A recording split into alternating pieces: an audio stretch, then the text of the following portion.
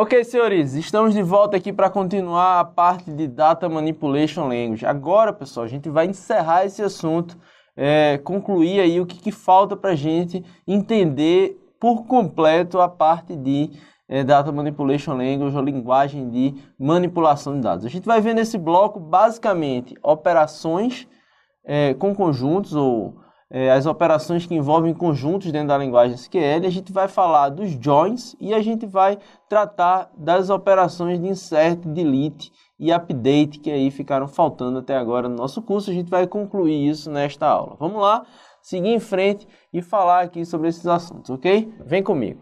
Bom, então, estamos aqui nas operações com conjuntos ou operações de conjuntos da linguagem SQL. Basicamente, a gente tem as operações union, intersect e except, ou diferença. Basicamente, são as operações correspondentes à união, interseção e diferença da álgebra relacional, que a gente já falou aí em aulas anteriores. Essas operações, elas eliminam as tuplas duplicadas, ok? Bom, basicamente, quando a gente tem operações com conjuntos e a gente quer manter aí os dados que são duplicados, a gente vai utilizar a cláusula all após a declaração aí da sintaxe do comando que a gente está querendo utilizar. Então, basicamente, a gente vai usar union all, intersect all ou except all para explicitar que a gente quer a repetição dos objetos. Isso é necessário aí no caso de operações com conjuntos. Então, a gente tem outra questão interessante, é a quantidade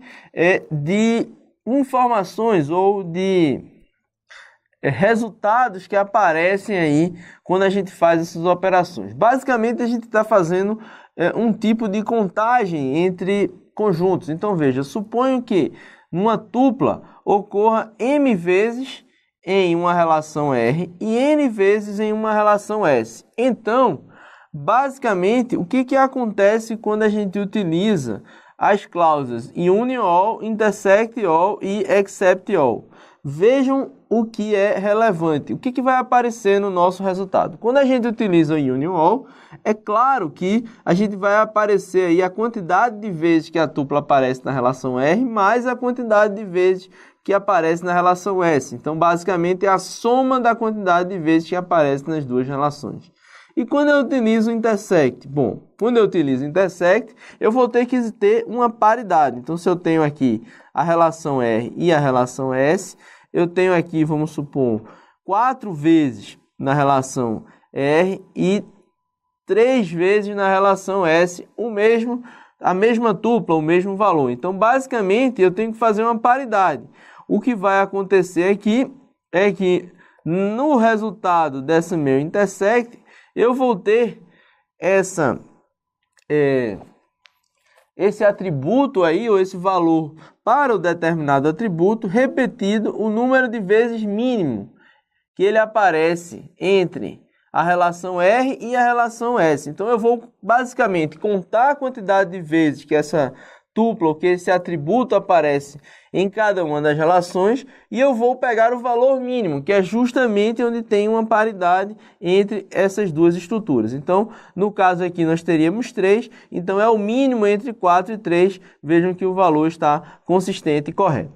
A outra opção é a gente ter o except all. Então, vejam, basicamente, se eu tenho, mais uma vez, a relação R e a relação S, onde eu tenho aqui 4 elementos e aqui 3, a gente vai ter no except de R menos S, né? Porque aí agora a ordem vai importar, né? Então, eu estou considerando R menos S, então eu vou considerar na quantidade de atributos M menos N, que é basicamente a quantidade de N, de atributos que aparecem na relação R, que seria M, ou seja, 4, e a quantidade de atributos ou de tuplas que aparecem na relação R, que seriam 3. Então, M menos N daria 1, que seria, então, uma das entradas para a função que a gente vai dizer aqui quantos elementos aparecem, que seria o máximo entre 0 e 1, que seria esse resultado que a gente obteve agora. Então, a gente iria retornar 1 aqui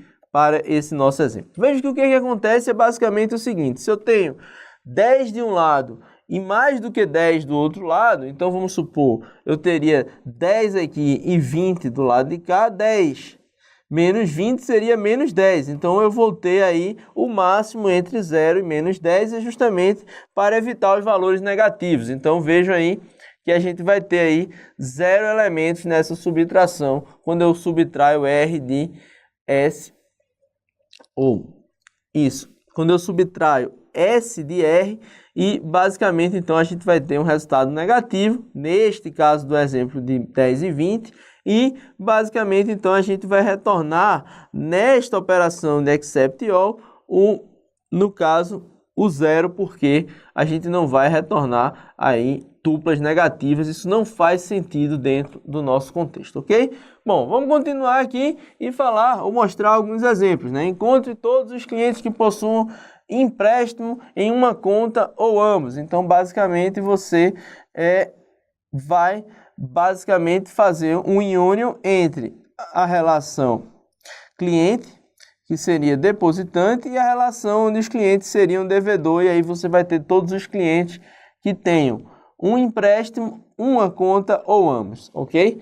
A gente também pode fazer a relação de todos os clientes que possuem uma conta e um empréstimo. Então, agora a gente vai querer a intersect desses dois selects. Basicamente, a gente ia trazer aí, no caso, o cliente que possui tanto conta quanto um depósito e, no caso, tanto conta como depositante, como também um empréstimo ou uma dívida com o banco. Então, aí a gente tem o intersect entre esses dois selects, e a gente tem aí também encontre os clientes que possuem uma conta, mas não possuem empréstimo. Basicamente, eu posso usar o except para subtrair dos clientes que são depositantes, ou seja, que possuem conta, a lista de clientes que possuem empréstimo. Então, basicamente, quando eu faço essa subtração, eu pego apenas os clientes que possuem aí conta dentro desta nossa estrutura aí de tabelas, ok?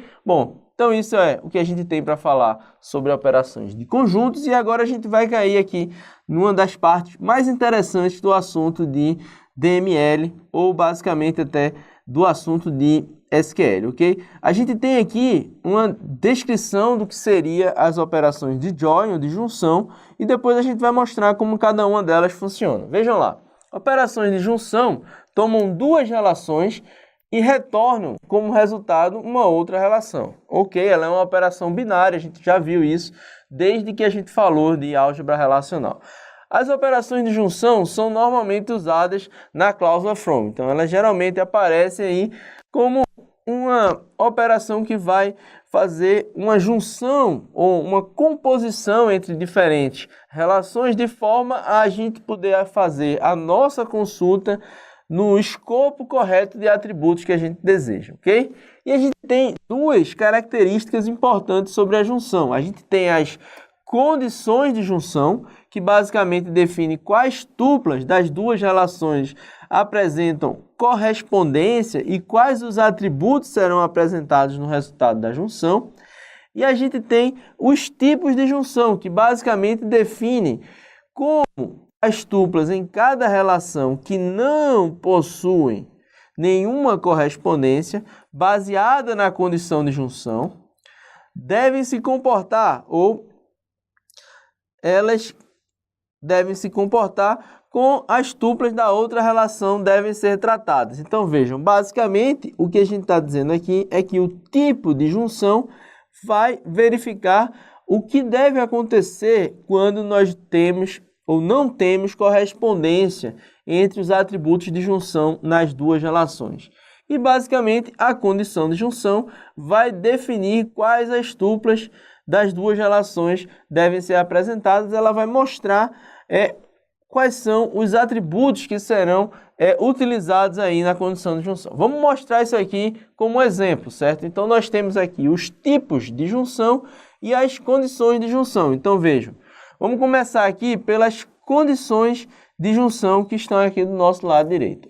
As condições de junção podem ser basicamente três. A primeira delas, conhecida como junção natural, vai fazer o seguinte. Vamos supor que eu tenho duas relações aqui, S e R. Na relação R, eu tenho os atributos A, B e C. E na relação R, eu tenho os atributos A, C, D e E. Se eu faço uma junção natural entre as relações S e R, ela vai verificar quais são os atributos das duas relações que possuem o mesmo nome e vai fazer a junção sobre esses atributos. Isso é o que a gente conhece como junção natural. Você não precisa dizer quais são os atributos que você vai utilizar na junção. Ele simplesmente vai procurar os atributos com o mesmo nome e aplicar a operação de junção sobre esses atributos. A outra opção que a gente tem, pessoal, é utilizar a cláusula ON. E neste caso, o que a gente vai fazer? A gente vai ter, por exemplo, duas relações com atributos diferentes. Eu vou apagar aqui só os underlines ou os sublinhados. Vamos supor que eu quero fazer uma junção da relação S com a relação R, onde o atributo B seja igual ao atributo D. Então, basicamente, eu vou dizer aqui S.B igual a R.T. Basicamente, isso aqui é um predicado que é definido na cláusula ON, onde você tem atributos com diferentes nomes nas duas tabelas, mas que devem operar sobre o mesmo domínio. Quer dizer, não faz sentido você querer fazer um join de nome com CPF. Você precisa fazer um join de CPF com CPF, ou de colunas que tenham como domínio CPF nas duas tabelas, certo? Então, isso aí é o que faz sentido. E você pode, outra opção de condição de junção é utilizar o using. Basicamente, você passa a lista dos atributos que tem o mesmo nome nas duas tabelas, sobre os quais você quer que seja executada a operação de junção. Então, vejam, nos três casos, a gente vai basicamente definir os atributos das duas tabelas que vão participar da operação de junção, ok? Bom, visto a condição de junção, a gente vem para o lado de cá falar dos tipos de junção. Basicamente, a gente tem esses quatro tipos de junção. A gente tem a junção conhecida como inner join, que ela vai considerar apenas as tuplas das duas relações que possuam atributos iguais nas duas relações. Então, só vai aparecer o meu CPF, vamos supor, numa junção de duas tabelas que tenham como atributo o meu CPF, ou que tenham como atributo CPF, se o meu CPF aparecer nas tuplas de duas relações, das duas relações, ok? Então, basicamente, isso aqui é uma ideia da operação inner join. Supondo agora as operações de left outer join, right outer join e full outer join. O que elas fazem? Elas basicamente escolhem uma ou as duas relações, no caso do full outer join, para considerar todos os atributos dessa relação, preenchendo com valores nulos quando a gente não tem uma correspondência na outra relação ou na outra estrutura de tabela. Então, basicamente, a gente vai mostrar um exemplo nos próximos slides, mas a ideia aqui é você ter um left outer join, um right outer join. Você vai considerar no left apenas os atributos ou as tuplas da tabela da esquerda, na realidade, todos os atributos da tabela da esquerda, e vai preencher com os valores possíveis, no caso, que tenham correspondência na tabela da direita, e quando não existir correspondência, você vai preencher com null. A mesma coisa você vai fazer no right outer join, só que com a tabela da direita. E quando você tiver o full outer join, você vai ter que considerar todas as duas relações e preencher com nulo quando não existir correspondência. Ok? Vamos ver isso aqui na prática. A gente tem aqui basicamente duas tabelas, marcas e carros. Essas duas tabelas possuem aí o atributo marca, se você observarem aqui e aqui, como atributos que têm o mesmo nome, e aí a gente vai fazer as operações sobre essas duas relações, pensando justamente nesses atributos. Vamos lá mostrar aqui as junções, primeiramente começando pelo inner join. A gente vai fazer o inner join selecionando o nome e o modelo da tabela marcas, inner join carros, e a gente vai considerar, portanto, o atributo marcas, e a gente vai ver que apenas Volkswagen e Ford têm relação nas duas tabelas. Vejam que aqui a gente só tem carros da marca Ford, Volkswagen e no caso da Fiat, mas a Fiat não aparece na tabela de marcas. Então vejam que a gente só vai trazer as tuplas no nosso resultado que tem correspondência nas duas tabelas, que é basicamente pegar o nome Volkswagen e colocar o modelo que a gente tem desta determinada marca. Então a gente pegou o Volkswagen com Fox, Ford e com o EcoSport e Ford também com o modelo K.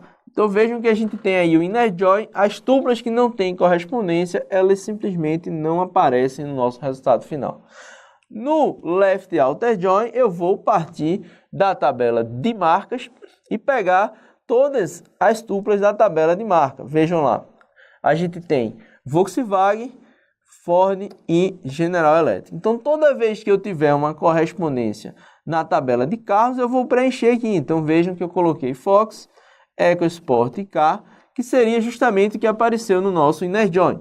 Mas eu tenho também o nome General Electric ou General Motors. E associado ao General Motors eu não tenho nenhum modelo na outra tabela. Então eu preencho com o atributo aqui, o valor null. Ok? Bom, a gente tem da mesma forma o Right Outer Join, que vai fazer o oposto. Ele vai pegar a lista de modelos, eu tenho todos os modelos presentes aqui na tabela de carros e vai preencher com null, quando eu não tenho correspondente na tabela de marcas. E a gente viu que a marca que não tem correspondente é justamente a marca Fiat. E vejam que os dois modelos da marca Fiat, eles vão ser preenchidos aqui com valores nulos, ok?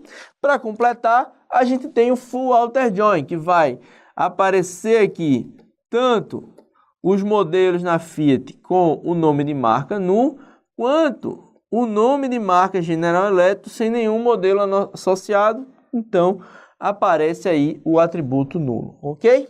Bom, então outra operação que a gente tem junto dos joins, né, seria o cross join, que alguns SGBDs implementam, que é basicamente o produto cartesiano. Então, considerando aquelas duas tabelas iniciais, um cross join vai trazer aí o nome Volkswagen associado a todos os modelos, o nome General Electric associado a todos os modelos e o nome Ford associado a todos os modelos. Ele faz um produto cartesiano entre as duas tabelas ou as duas relações sobre os atributos que a gente escolheu para ser exibido aí no resultado. Então veja que os atributos que vão aparecer após o produto cartesiano são apenas aqueles que estão descritos aí na nossa cláusula select, ok? Bom, então seguindo em frente, apresentamos aqui um resumo dos joins de SQL, que basicamente são esses que estão expostos aqui, considerando a ideia que você entendeu que são tipo de junção e condição de junção, ok? Bom, então, começando pelo left outer join, ele vai considerar aqui a tabela A e a tabela B. Então, a tabela A vai aparecer por completo, onde a chave de A igual à chave de B. O que a gente está querendo mostrar aqui? A gente tem dois conjuntos, A e B, e a gente vai mostrar como você vai trabalhar com as interseções ou os espaços que estão presentes no diagrama aí de Venn, né? Então, a gente tem como a gente vai estruturar consultas SQL, quando a gente, visualizando a teoria dos conjuntos, tem esses espaços aí que são pintados de vermelho. Basicamente é isso que está sendo exibido aqui nessas 7 opções de joins aí dentro de SQL. Então, a gente começa pelo left outer join, a gente continua aqui com outra opção, veja que a gente tem o left outer join, só que a gente vai considerar apenas quando a chave de B for nulo. Então, a gente vai excluir do nosso resultado esse pedaço aqui que está na interseção de A com B. A gente tem também a opção de usar o inner join. Vejam que o inner join aqui no meio, ele vai considerar apenas a interseção entre os dois conjuntos, que é justamente quando a chave de A é igual à chave de B. A gente tem a opção de usar o Full Outer Join, e nesse Full Outer Join, a gente vai trazer todos os elementos aí que a gente tem nas duas tabelas, incluindo a interseção e os valores quando não existirem correspondentes, completados aí com null. A gente tem ainda aqui embaixo o Full Outer Join exibindo os valores nos quais a chave de A é nula e a chave de B é nula. Vejam que ele está justamente desconsiderando essa interseção entre A e B. E aqui do nosso lado direito, a gente tem o Right Outer Join considerando a interseção e desconsiderando a interseção. No primeiro, você usa simplesmente a igualdade entre as chaves e o Right Outer Join. No segundo, você faz a restrição, que é quando a chave de A é nula, e aí você vai ter apenas esse espaço aqui pintado de vermelho, ok? Bom, então esse aqui é o resumo que a gente tem aí das consultas SQL utilizando os joins e pensando também do ponto de vista de conjuntos, como você vai estruturar cada um desses elementos aí, ou cada um desses espaços quando você estiver fazendo as suas consultas, ok? Bom, com isso, a gente pode apresentar também um resumo das consultas SQL, a gente já falou sobre isso, a gente tem o select, que mostra os atributos de uma lista, né? A gente tem os atributos da lista, e o from, os dois são obrigatórios. A gente tem a cláusula where, onde a gente apresenta os predicados, que são as condições aqui sobre os atributos apresentados anteriormente. A gente tem as cláusulas que são opcionais, além do where, o group by e o having, que a gente falou nas funções agregadas. E por fim, a cláusula order by, que vai passar uma lista de atributos e ordenar o select de acordo com essa lista, podendo ser de forma ascendente ou descendente. Se você quiser ter mais de um comando SQL em um determinado arquivo, você separa eles por ponto e vírgula, ok? Bom, agora a gente vai continuar, pessoal, e a gente vai apresentar aqui, como eu falei no início da aula, os comandos de delete, insert e update, né? Então, basicamente, vamos exibir aqui qual é a sintaxe básica do comando e como é que ele funciona, ok? Então, vamos lá, primeiro para o comando insert. Basicamente, o comando insert, ele pode inserir de duas formas, que é basicamente você utilizar o comando insert into, passando o nome da tabela, e dizendo quais são os valores. Essa ordem dos valores é a mesma ordem que é definida quando você usa um comando ddl de create para criar essa estrutura. A outra forma, que é uma forma equivalente, né, insert into, aí você vai utilizar a sua tabela e você vai passar os atributos da tabela aqui após a definição do nome da tabela. E aí você pode incluir, no caso, os valores nessa tabela na ordem ou na mesma ordem que você passou aqui em cima. Então, neste caso, você faz uma associação entre os valores ou as colunas que você passou e os valores que você tem aqui embaixo. Essa é outra forma de você utilizar o comando insert, ok? Então, basicamente, você pode adicionar uma nova tupla à conta também com saldo igual a nulo. Então, se o atributo pode ser nulo, você tem essa permissão de passar o valor nulo como sendo atributo ou valor para um dos atributos dessa relação, ok? Então, aqui tem o comando insert, basicamente a gente tem essas duas estruturas, a gente insere into, né, dentro de uma determinada tabela, basicamente passa quais são os valores. Você pode ou não descrever os atributos dessa tabela, e aí você tem que fazer uma associação direta, senão você vai lembrar de como você descreveu a tabela lá no DML e vai inserir esses valores aí dentro da sua tabela, ok? Bom, essa é a ideia do comando insert. Vamos agora para o comando delete e o comando truncate, que apareceu aqui de gaiato no navio, mas é importante saber a diferença entre o delete e o truncate.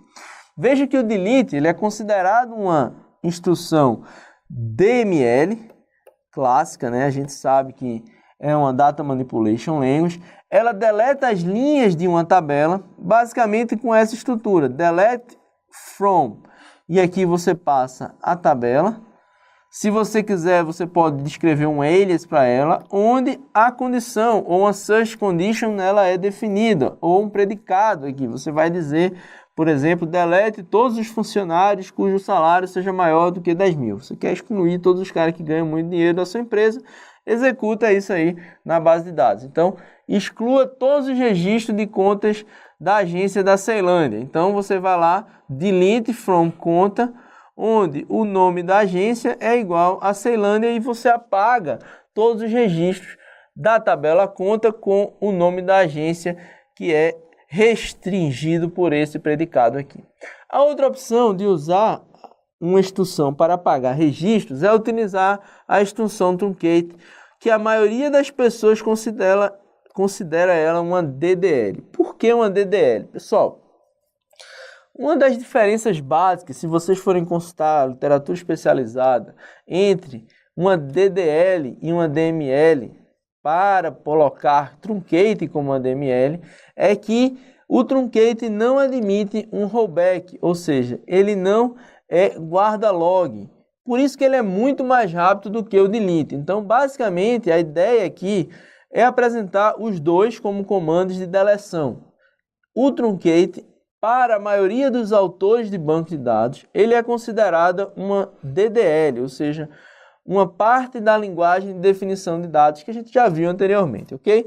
Então, apenas para listar, ela deleta todas as linhas de uma tabela sem gerar nenhuma ação de gatilho ou trigger action, quer dizer, ele não dispara nenhuma ação, ela também não pode ser utilizada neste princípio, pelo menos é o que a gente entende na teoria, ok? E o que a gente tem como instrução, basicamente você diz truncate table e passa a sua tabela, e aí você vai dizer se as colunas do tipo identity, né, do tipo sequence, por exemplo, elas devem ser restartadas ou continuadas. Para que serve isso? Você tem uma sequence lá que já tem 1 milhão de registros. Você quer apagar essa coluna, mas você quer manter essa ideia de que aquela tabela já teve aí 1 milhão de registros para uma questão de análise, então você diz continue identity. Se você disser, não, eu não quero mais essa ideia de que já teve 1 milhão de registros, eu quero começar tudo do zero, você fala para restartar a identity ou a sua sequence ou aí a chave primária da sua relação, geralmente ela é a chave primária da sua relação, ok? Bom, e para terminar, vamos falar aqui do comando update. E aí a gente já chega de cara com um exemplo. Veja um exemplo aqui. Acrescentar 6% a todas as contas com saldo acima de 10 mil. E a todas as outras, quer dizer, que não tem saldo acima de 10 mil, elas vão receber 5%. Então, basicamente, o que pode acontecer aqui? Se eu pego as contas com saldo abaixo de 10 mil, aplico 5% a elas e depois aplico mais 6% às contas com saldo acima de 10 mil, eu posso incorrer no seguinte caso. Vamos supor que eu tenho uma conta com saldo de R$ 1.800. Eu vou aplicar primeiro o update para colocar ela como, no caso, 5% a mais. Então, ela vai passar para um valor que é acima de 10 mil. E depois eu aplico aqui novamente os 6%, porque esse valor inicial ele está acima de 10 mil. Então, essas contas elas vão ter 6% em cima de 5%. Elas vão ganhar aí mais de 11% de acréscimo. Então, a ideia é você perceber que a ordem é importante no caso de alguns comandos de update, principalmente quando eles consideram ranges diferentes de uma determinada coluna ou atributo de uma relação e onde o update vai ser feito sobre esses atributos, ok? Então, basicamente, o SQL 92 ele fornece um construtor case que pode ser usado para realizar ambas as alterações em um único comando de update. E aqui a gente tem um exemplo dessa questão. Vejam aqui que a gente vai usar um update sobre a tabela salário, multiplicando ela por, e aí a gente vai variar de acordo com os valores aí definido inicialmente para o salário. Então, quando o salário for menor do que 10 mil, quando o salário for igual, a 15 mil, quando o salário for igual a 15 mil, ou maior ou igual a 15 mil, e menor do que 25 mil, e quando ele for maior ou igual que 25 mil e maior do que 40 mil, se não, aplique essa função aqui de meio por cento. Vejam que basicamente a ideia aqui é mostrar como é que funciona a sintaxe do case quando você está estruturando aí um código SQL, ok? Bom, então com isso a gente faz uma pausa, a gente vai voltar para falar dos outros assuntos relacionados com SQL, segurança SQL, a parte de transações de SQL e concluir esse nosso curso, esse nosso bloco de assuntos de linguagem SQL para que você possa ter a segurança de marcar a alternativa correta na hora da prova. Então, basicamente, a gente termina aqui a parte de DML e a gente volta com adendos ou com outras partes do assunto de SQL na próxima aula, ok? Forte abraço, já voltamos.